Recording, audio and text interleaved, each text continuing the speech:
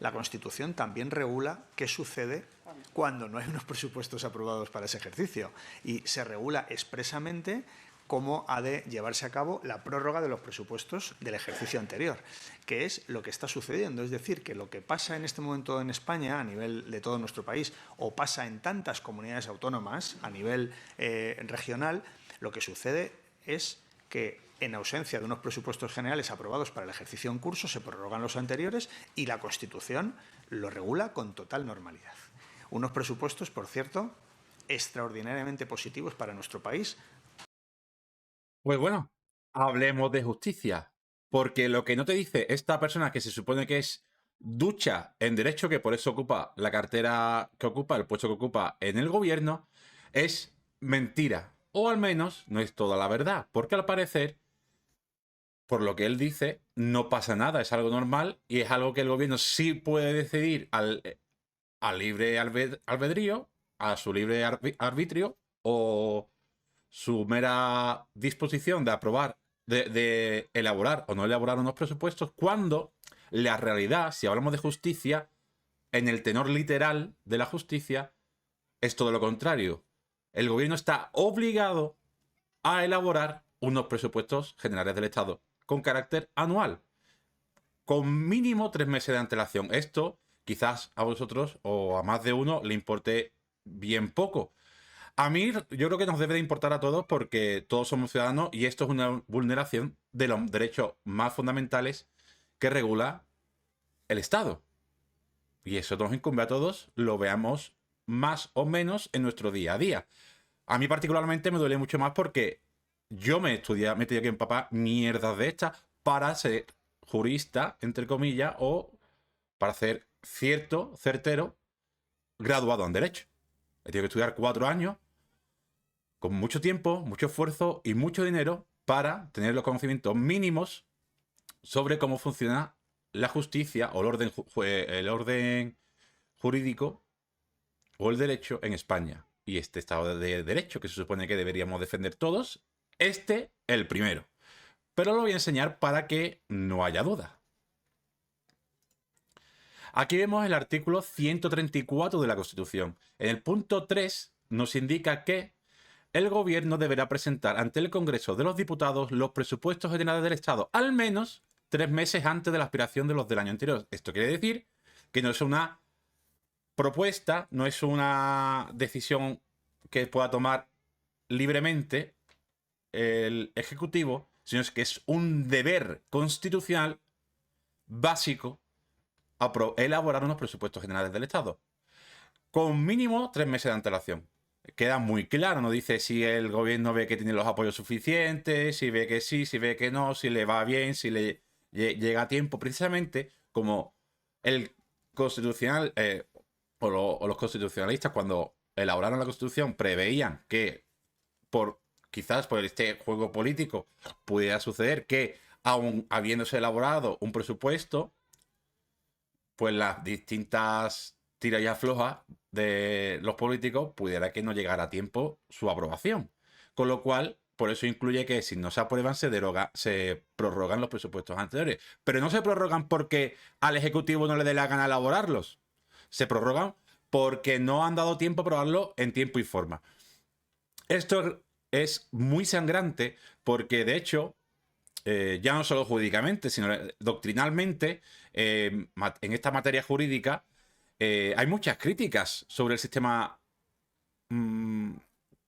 español en cuanto a cuando hablamos del control parlamentario y responsabilidad política, que por cierto, asunto del que traté mi trabajo de fin de grado, un trabajo muy interesante, porque había muchos autores, no solo se ve fácilmente y cualquiera que tenga los dos de frente es capaz de dilucidar una conclusión similar, sino que había muchos autores que defienden que no se puede ejercer, en España no se ejerce un debido control del poder ejecutivo, que tiene muchas carencias, tiene muchos defectos y eso afecta a la calidad democrática, a la calidad del Estado de Derecho, a las garantías de todos nosotros como ciudadanos.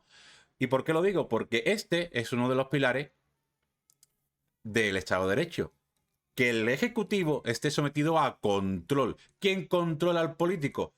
quizás tú te creas que eres tú cada 4 años. Si eso fuera así, es una puta mierda de Estado de Derecho. Si tú te crees que vives en democracia y en un Estado de Derecho porque cada 4 años votes, vives en una fantasía, amigo mío.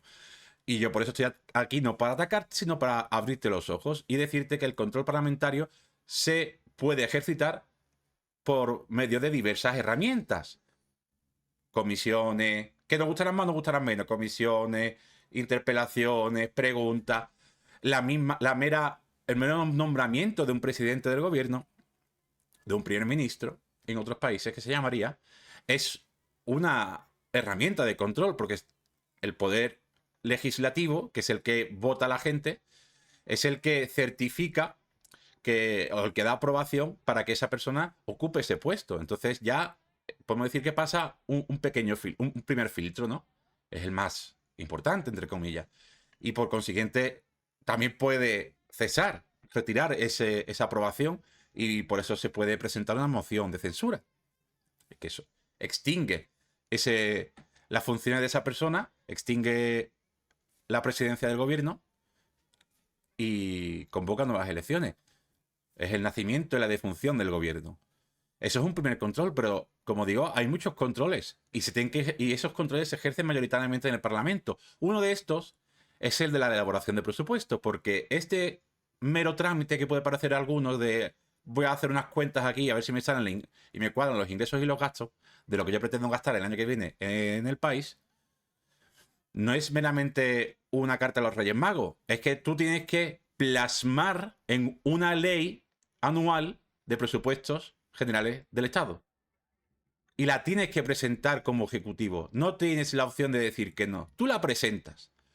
No solo porque, aparte, es lógico si tú gobiernas un pedazo de país, un montón de gente, un montón de grande, con muchos elementos que pueden afectar al devenir del Estado, que menos que lo sometas a estudio, a un plan y lo plasmes en un papel.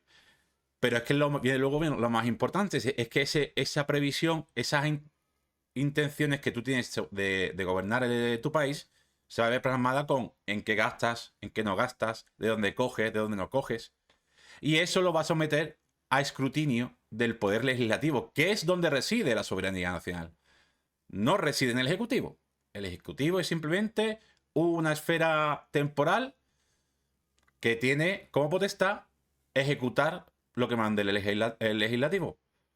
Pero no se puede arrogar cuando lo presente y cuando no. No puede hacer que el legislador, no lo puede retirar, no le puede robar esa capacidad del legislador de las Cortes Generales para supervisar y controlar cómo ejerce el gobierno, lo que al parecer pretende este ejecutivo. Por eso, sin entrar en términos políticos, aunque cuando hablamos de aspectos jurídicos, a veces parece que es complicado o incluso colinda, ¿no?, con lo político, pero es que al fin y al cabo hay que decir las cosas claras si son jurídicas, aunque toque lo político. Así que, amigo mío, que no te den coba. Aún está a tiempo el Ejecutivo de presentar presupuestos, pero por lo que públicamente está comunicando a la ciudadanía, no lo van a presentar a no ser que tengan los apoyos suficientes para aprobarlo. Yo, de hecho, estoy extendiendo mis conocimientos jurídicos en este ámbito del control presupuestario, en el ámbito jurídico. Y si yo lo sé, ellos son los primeros en saber cuál es el ciclo económico, cuál es el ciclo presupuestario de elaboración, aprobación, ejecución. Son diferentes fases que no se puede saltar el ejecutivo porque no quiera gastar el tiempo. Si no quiere gastar el tiempo, ahórrate la rueda de prensa y haz tu puto trabajo. Porque yo hago el mío.